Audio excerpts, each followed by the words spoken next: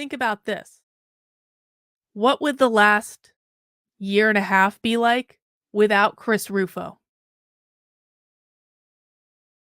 Take that one guy out of the equation for conservatives. One person.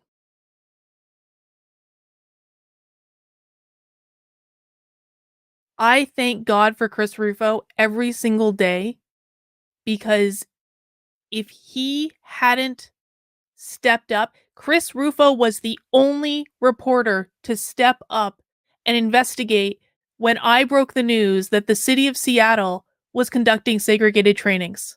He was the only one. And he investigated and he looked into it. He didn't just take my tweet and tweet it out himself.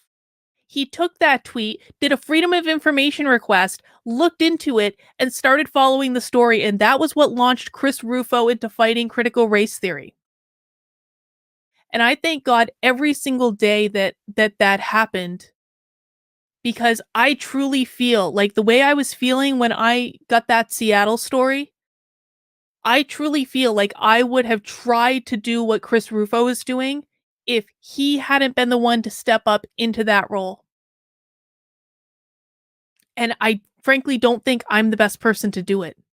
I think he is much better at it. I think that he is doing exactly what he should be doing. But if he hadn't stepped up, I probably would have tried, to be really honest. There are still some things I'm going to do, but I always wanted my focus to be on like helping normal people. I'm not a journalist. I don't want to do journalism, but if no one else was going to do it and he was the only person that was going to do it at the time, then I was going to step up and, and try to do it. And I thank God he did, because I wouldn't like that. Like, what he's doing now is phenomenal. It's just not what I want to be doing, right? And so thank God for him. And just imagine what would have happened. My point is, imagine what would our reality be like with the conservative movement today if you just take Chris Rufo out of the equation with everything that he's done. Just take him out of the equation like he never exists. Poof. The conservative movement would have done absolutely nothing about critical race theory if it wasn't for Chris Rufo. Okay, maybe not nothing. Maybe not nothing. Because were other conservatives. I think of a guy named Ian Pryor. Ian Pryor is doing great work.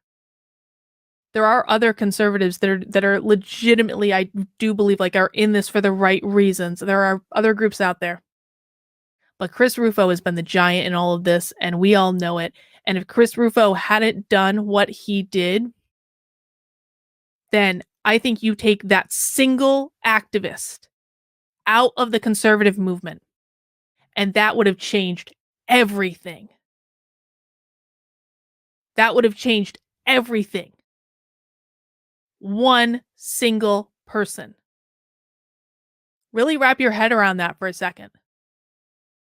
One single person changed the entire conservative movement just by following up on that one tweet that I sent out.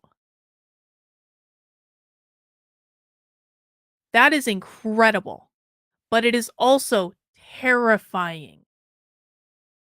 Because if Chris Rufo hadn't stepped up and done what he did, then the conservative movement right now would have made no progress in the last 2 years. The biggest victory in the last year, the biggest political victory that the conservative movement had, was Glenn Youngkin in Virginia. Glenn Youngkin in Virginia would not have happened if it wasn't for Chris Rufo.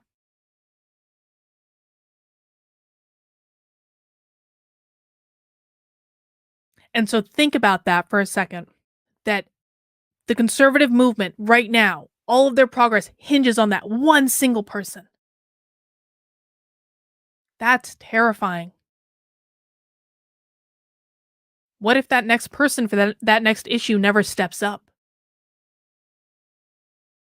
Chris Rufo's obviously still going, but and God knows there's decades of work to do in this area. I don't think that this particular problem is going to get solved anytime soon. But my point is that there's going to be other issues that are important in the public zeitgeist. And who's going to step up and lead those issues on the conservative side? What if that one single person doesn't do it? Will there be someone else? That's terrifying. The Democrats have so many different leaders like that. The conservatives have no one. And so it's so frustrating to me. It's so frustrating that they should know better.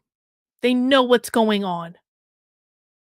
And they have no one. They are so incredibly lucky that some of the people who have stepped up have stepped up. I don't know that they really understand this. They are so lucky. And they still just can't get it together. And so all those things combined, I'm like, man, like how can I not feel disdain for this right now? I'm just sorry, man. And again, this is nothing personal. If you're having some feelings about me saying that, I don't know who you are. I have no idea who you are right now. Because sometimes conservatives take stuff like this so personally. Like I will get a million comments on this, they're being like, Carlin, not me. And here's my whole story. And I probably shouldn't make fun of that, but it's just like, I don't possibly know who's listening. I can't help if you take it personally, you know? Only conservatives do that. I've talked about the three different cultures of the different things. Anyway. So I think I'm just really disillusioned. Maybe disdain is not the correct word. I'm really disillusioned. And I would love it, beyond love it, if I could make a video saying the conservative movement is awesome. They are so strategic. They're focusing on critical race theory and leaving their religion in their church. And they're just trying to appeal to the big tent that they promised us in 2020. And they just want to protect my free speech and, protect my right to have a gun and protect all of these and protect my ability to practice my belief system, even though none of them effing agree with it. But that's supposed to be the effing point. If they can just do these things, if they can just focus on these things, then I will be happy. And they can't.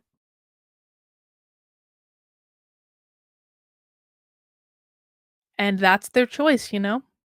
That's that's their choice, but it's just like, man, the rest of us, I don't know.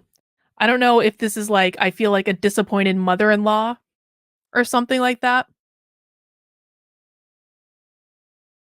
I don't know.